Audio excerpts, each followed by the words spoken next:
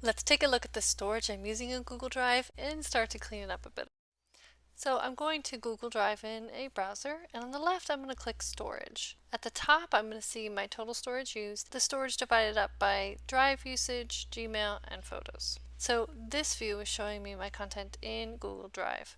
There's a couple things I can do here to find things I don't need and remove. So near the top right is a filter button. I can click on this to turn on the filters, and then I can look for specific types of files, maybe photos or images, videos, those would be larger. I can also sort by last modified. So I might want to find files that haven't been modified recently.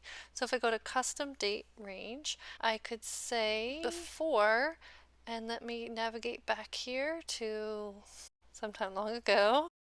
And when I click apply, it's going to show me files that were modified way back then and not since. The other thing you can do to find more information about files is click the eye icon near the top right.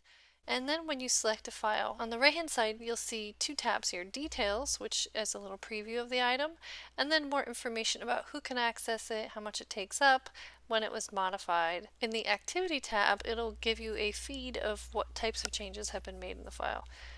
So by using these tools, you might be able to determine if there are files you haven't used in a long time, and perhaps from who has access to them, you can tell, wow, we don't need these anymore. And if you find a file you don't need anymore, you can right click on the file and click on remove at the bottom of that list there.